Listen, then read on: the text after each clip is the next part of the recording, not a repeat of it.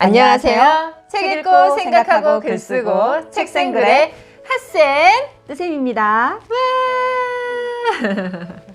선생님, 네. 오늘은 우리가 특별한 주제로 수업을 하기로 했죠. 네. 주제가 단편을 한번 네. 다루면서 아이들에게 어떻게 하면 책을 읽힐 수 있을까 이걸 가지고 우리가 한번 조금 이야기 저희 나눠볼게요. 고민이 참 많았어요. 이 책 안 읽는 아이들 우리가 어떻게 지도를 해야 되는지. 네. 그것이 우리의 평생 숙제 아닌가요, 선생님? 그렇죠. 네. 그게 부모님이나 우리의 똑같은 열망인데 네. 아이들은 현실적으로 참 따라지질 않더라고요. 네. 초등학교까지는 어머니의 힘으로 또 저희의 또 힘으로 아이들을 잘 이끌어갈 수는 있는데 문제는 이제 중학교 아이들을 어떻게 책 읽기를 시킬까예요. 그래서 저희가 정말 고민하면서 어떻게 할까요? 한 게 단편을 하자. 애들이 책을 읽지 않는 이유가 네. 일단은 분량에서 이제 기가 질릴 수도 있거든요. 네, 중학생들 맞아요. 같은 네. 경우는 단편을 접근을 하면 얇고 하니까 접근하기가 쉽겠죠. 네. 저는 얼마 전에 그래서 방정환 선생님의 두꺼운 책 한 권을 샀어요. 다 단편으로 이루어져 있거든요. 네. 그래서 이렇게 한 권의 책을 사서 읽히시면 좋은데 방정환 선생님 책은 조금 어려운 부분은 있어요. 요즘에 청소년한테 딱 맞게 나온 단편집이 있으니까 그 책을 이제 구입하는 것이 한 방법이라고 생각을 합니다. 오늘 저희가 소개할 책은 코르니유 영감의 비밀. 네. 작가가 알퐁스 도데. 네, 알퐁스 도데죠. 저 이분 너무 좋아하는데 막 감성이 풍부하신 분이에요. 맞아요. 남자인데도 불구하고 그죠? 어떻게 그렇게 감수성이 뛰어날까요? 네. 정말 이런 거 보면 타고나야 되는 것 같기도 해요. 네. 그렇죠. 저희한테 오는 학생들이야 저희가 수업 준비를 다 하고 또 지도를 하고 또 선생님과 제자 관계니까 얼마나 열심히 하겠어요. 네. 근데 문제는 엄마와 어떻게 이제 이런 수업을 하느냐. 아이들이 다 논술 수업을 다닐 수는 없거든요. 네. 어떻게 네. 할까요, 선생님? 뭐 입장이 바뀐 거야? 갑자기 내가 질문을 했지. 질문을 내가 하기로 했는데 완전 바뀌어버렸네. 네, 해보세요. 아이고 당황스럽긴 한데. 네. 집에서 엄마가 이 단편을 아이하고 같이 읽게 된다면 네. 초등학교 같은 경우에는 뭐 아이들이 말을 잘 들으니까 안 읽을 일도 적겠죠. 네. 근데 중학생 되면 이제 머리가 굵었다고 엄마 말도 안 듣고 책도 안 읽고 이렇게 네. 되면 이게 진짜 엄마가 골치 아픈 일이거든요. 네. 그러니까 중학생 자녀, 즉 뭐 중학교 1학년 정도 된 아이가 책을 잘 안 읽는다. 그랬을 때 이제 엄마가 집에서 접근할 수 있는 방법입니다. 일단은 아이에게 뭐 표지에 나와 있는 그림이라든가 아니면 책 제목을 가지고 한번 접근을 해보는 거죠. 네. 예를 들어서 오늘 코르니유 영감의 비밀이라는 단편이잖아요. 네. 그러면 아이에게 이렇게 접근을 해볼 수 있는 거죠. 비밀이 뭘까? 너는 어떤 비밀을 가지고 있어? 물어보지 마요, 엄마. 네가 생각하는 비밀은 뭐라고 생각해? 그리고 코르니유 영감에게는 과연 어떤 비밀이 있었을까? 이런 식으로 한번 제목을 가지고도 한번 아이하고 이야기를 충분히 해볼 수 있다는 거죠. 맞아요. 그분의 비밀은 무엇일까 하고 아이가 막 생각을 할 수밖에 없어요. 네네. 근데 그러다 보면 되게 이제 넓게 생각하게 되거든요. 네. 그래서 어머님만의 또 생각도 한번 얘기를 해주시면 좋긴 한데 네네. 사실 어머니는 미리 수업 전에 읽으셔야 하거든요. 한번 읽는 게 좋아요. 네. 왜냐면 이게 단편이기 때문에 분량이 적기도 하고 네. 이걸 전혀 모르는 상태에서 아이하고 접근하면 아무리 네. 전문가가 아닌 부모님이라고 하더라도 아이는 그 엄마의 미숙함 때문에 또 흥미를 잃을 수도 있거든요. 맞아요. 그래서 이왕 하시는 거니까 네네네네. 어머님들도 좀 시간을 내시면 좋은데 정말 좋은 거는 엄마한테도 좋아요. 단편. 네. 한 12쪽밖에 안 돼요, 네. 분량은. 네, 뭐 네, 사건도 네. 그렇게 많지도 않은 내용이거든요. 근데 어머니들이 오해하시는 게 뭐냐면 막 두꺼운 책 읽어야 된다고 생각하고 또 아이들 학교에서 나오는 책들 보면 그 꼭 뭐 있잖아요. 중학교 꼭 읽지 않으면 지구가 멸망하는 책 뭐 이런 거 있잖아요, 선생님. 인생이 끝나는 책. 이거 목록이 있단 말이에요. 이렇게 막 두꺼워요. 아니 총균세 되게 어렵거든요. 중학교 1학년 필독서로 총균세가 나온 거예요. 와, 심하다. 네. 그리고 아이들이 가면 갈수록 독서력이 떨어지잖아요. 네. 그런 아이들한테 두꺼운 책을 먼저 팍 들이밀면 아이들은 그야말로 질려서 안 읽게 되는 사실 거죠. 부모님도 더군다나. 안 읽으시잖아요. 그렇죠. 그죠? 네. 그래서 이렇게 단편을 어머니가 먼저 읽어보시고 어떤 이야기를 가지고 아이하고 토론을 할지 생각해 보시는 것이 더 좋겠죠? 네, 저희하고 수업을 하지 못하는 아이들이 부모님하고 책을 어떻게 하면 한 권이라도 읽어 나갈까 네. 그거를 저희가 이제 솔루션을 좀 드리는 거거든요. 네네. 선생님 선생님하고 한번 읽었었잖아요. 네네네. 그래서 읽을 때 네. 우리가 이거 반 나눠가지고 네. 선생님은 또 해설, 그다음에 또 이렇게 각 역할들도 나눠가지고 이렇게 뭐 네. 진짜 우리가 하는 것처럼 실감나게 읽었잖아요. 네. 그러니까 훨씬 저 혼자 읽을 때보다도 재밌고 네. 빠져들게 되더라고요. 네. 그죠? 그러면 그거를 이제 아이하고 어머니가 해보면 되겠네요. 네. 이 책의 해설 부분을 누가 맡을지, 그 다음에 코르니우 영감 역할은 누가 할지, 그 다음에 또 다른 마을 사람들의 대사는 누가 할지, 요거를 미리 책 읽기 전에 정해놓고 네. 그거 나오면 각자 자기가 맞게끔 네. 읽으면 돼요. 목소리 변조도 이렇게 하면서 막 읽으시면 아이가 좀 더 재미를 느끼지 않을까? 그리고 아이들도 결국에는 엄마가 하시는 대로 좀 따라하게 돼 있어요. 그죠? 근데 처음에 중학생들은 약간 쭈뼛거릴 것 같거든요. 그죠? 선뜻 안 따라 할 것 같아. 맞아요. 야, 이거 한번 엄마 이렇게 해가지고 이런 방법으로 역할극 한번 하면서 읽어보자 이러면은 됐는데요? 뭔데요? 이렇게 또 툴툴거릴 수도 있거든요. 아들들은 또 그런데 네네네. 딸들은 좀 안 그렇지 않아요? 첫 술에 배부르진 않는다고 생각하거든요. 네. 저도 수업하는 중학생들도 책을 잘 못 읽는 아이들이 있는데 이거를 조금 접목을 해보면 첫 시간하고 그 다음 시간하고 또 그 다음 시간하고 달라요, 아이들이. 네. 점점점 아이들이 부드러워지더라고요. 네, 맞아요. 네. 그러니까 엄마가 처음 할 때 아우 잘 안 된다 해가지고 내가 진짜 아무것도 안 해 이렇게 해버리면 정말 아무것도 못 할 수가 있어요. 네. 그러니까 처음에는 다 그렇다 생각하고 목표를 낮게 잡으시고 접근을 하신다면 두 번째 나아지고 세 번째 나아지고 당연하죠. 습관이 되면 좋아진다고 생각을 해요. 저희도 이렇게 수업을 하면 저희가 정말 오랜 시간 이렇게 수업을 했는데도 어떤 날은 막 예상도 안 했는데 되게 좋았던 수업이 있어요, 선생님. 맞아요. 그날은 정말 두 다리 쫙 펴고 막 너무 행복한데 맞아요. 정말 걸림돌이 너무 많이 느껴지는 그런 수업도 있지 않아요? 네네네. 와, 나 그러면 진짜 그 주는 되게 기분이 안 좋아. 부모님이나 저희나 같은 목표를 보고 달리잖아요. 네. 아이가 책을 읽는 것 이거잖아요. 그러면 좀 선생님이나 부모님들이 좀 인내를 할 필요가 있다, 충분히. 네네, 그렇게 생각합니다. 그쵸. 네. 선생님, 네. 아이들하고 수업하다 보면 네. 줄거리 잘 요약하던가요? 못해요, 선생님. 그렇죠. 그럴 때 저는 이런 방법으로 접근을 해보기도 하거든요. 네. 아이들이 이렇게 6명 수업을 하게 되면 한 사람 돌아가면서 단문, 그러니까 한 문장씩 줄거리를 이어가게끔 한번 해보기도 하거든요. 네네. 코르니우 영감이 살았다. 그다음에 그 친구가 그 다음에 이렇게 해가지고 한 바퀴 돌아서 안 끝나면 두 바퀴 돌 수도 있고 이렇게 해서 나중에 이걸 다 연결하면 그게 줄거리가 된다. 이렇게 네. 저는 접근을 하기도 하거든요. 근데 이제 아이들이 그 줄거리를 쓰라고 하면 예를 들어서 1000자를 쓰는데 그냥 500자가 줄거리인 친구들도 있거든요. 맞아요. 이거는 줄거리라고 할 수가 없는 거죠. 그야말로 줄거리는 요약이잖아요. 네. 간추리는 건데 간추리지를 못하는 아이들이 너무 많아요. 제대로 간추리는 아이들이 많지 않다라는 거죠. 네. 그러면 부모님하고 이 책을 읽고 이야기할 때도 줄거리에 대해서 조금 어머니하고 이야기가 좀 돼야 될 거라고 봐요. 네. 심지어는 어떤 친구는 이 책 한 권을 다 쓰는 친구가 있어요. 줄거리를. 그러니까요. 저 실제로 진짜 그랬던 친구가 있어요. 네. 막 1000자까지 쓴 친구가 있어요. 줄거리만. 저도 그런 아이들이 있는데 그럴 땐 어떤 생각을 하냐면 네. 이 정도로도 적어내는 게 가상하다. 네. 근데 가상한데 그게 매번 반복되니까 본인이 지쳐요, 막. 그래가지고 선생님 저요 앞부분밖에 안 썼는데 벌써 한 장 넘어갔어요. 집에 가고 싶어요, 막 이래요. 그래서 내가 요약하라고 했잖아. 이렇게 하는데 요약이 쉽지가 않아요. 근데 사실 요약이 제일 쉬운 거는 뭐냐면 내가 어떤 것을 보고 어떤 것을 읽었을 때 상대방한테 한번 이야기를 해주는 거거든요. 우리가 그런 거를 뭐 스토리텔링 이런 말도 하긴 하는데 재미나게 이야기를 하다 보면 줄거리 요약은 당연한데 아이들이 뭐 책 읽고 영화 보고 줄거리 요약하겠어요? 우리 입장에서니까 줄거리 요약하는 게 쉽다고 생각하지만 네. 아이들 입장에서는 쉽지 않을 수도 있을 것 같긴 해요. 네. 과연 줄거리가 뭐지? 네. 이렇게 생각할 수도 있단 네, 말이에요. 아니 어떻게 추리란 얘기야? 이 많은 것 중에서. 네. 근데 저는 이제 아이들한테 이런 예도 들어주거든요. 네. 내가 어부야. 물고기를 잡으러 나갔어. 네. 근데 나는 물고기를 큰 거를 잡고 싶어. 네.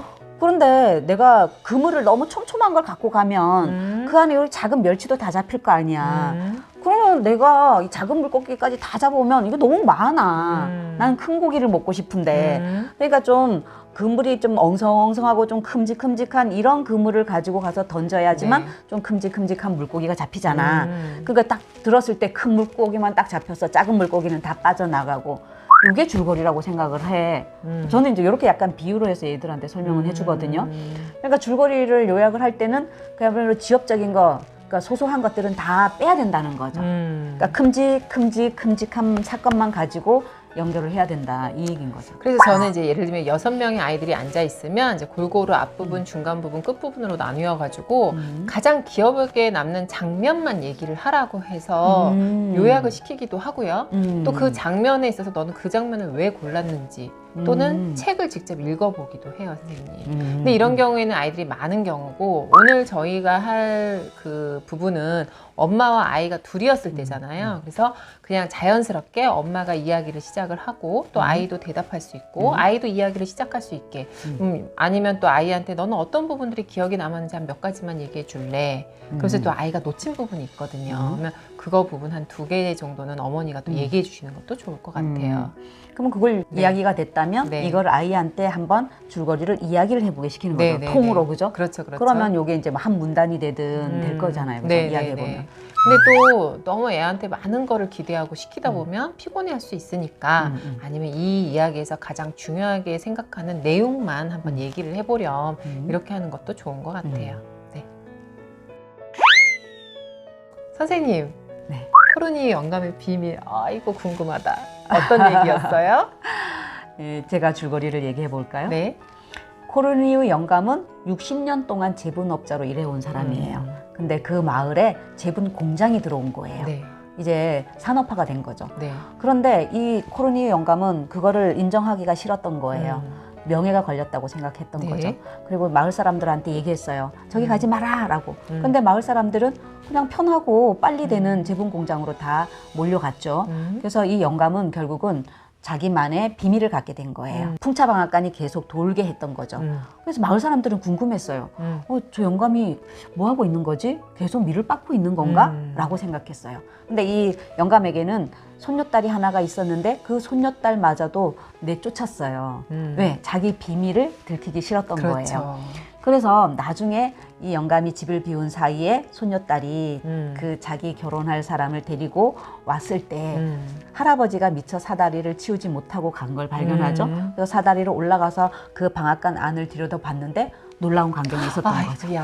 이게 이제 비밀입니다. 코르니우의 비밀이었던 거예요. 얘기하면 안 돼요. 그 비밀은 뭐였을까요? 그죠? 마을 사람들과 또 화해, 또 마을 사람들이 정을 느끼는 내용으로 마무리를 지어요. 그래서 참 마음이 따뜻해지는 이야기면서도 또 가슴 한켠은 좀 슬픔, 뭉클함, 다 동시에 느껴지는 책이었던 것 같아요, 선생님. 우리가 생각할 게 참 많았죠. 네. 그냥 이 책을 끝까지 다 읽고 나서 그냥 이런 이야기였구나. 엄마하고 그냥 줄거리만 나눈다면 그냥 끝이에요, 선생님. 그렇죠. 근데 중요한 이 단편 속에서도 많은 이야기를 나눌 수 있다라는 거죠. 이제 그거를 끌어내야 되는 것 같아요. 그래서 이것이 자꾸 쌓이다 보면 아이한테 독서력을 키워주는 거겠죠. 그렇죠. 선생님, 가장 중요한 거는 어떻게 질문을 하느냐인 것 같아요. 그렇죠. 네네. 책을 읽고 나서 정말 재밌다, 재미없다로 끝내버리면 그냥 책을 읽은 효과가 없을 거예요. 아이하고 책을 읽으면 그야말로 사고력을 길러줘야 되는데 사고력을 기르기 가장 좋은 거는 질문을 만들어 보는 거라고 생각해요. 그러면 우리가 각자 아이하고 엄마가 한 3분 정도 시간을 정해놓고 질문을 한번 만들어 보자 라고 하는 게 좋겠죠. 그럼 한번 우리 만들어 볼까요, 선생님? 한 3문제씩만 만들어 볼까요? 그럴까요? 이 내용에 대해서. 그죠? 이제 줄거리는 했기 때문에 우리가 생각을 꺼낼 수 있는 질문을 3가지 만들면 좋을 것 같아요. 네네네.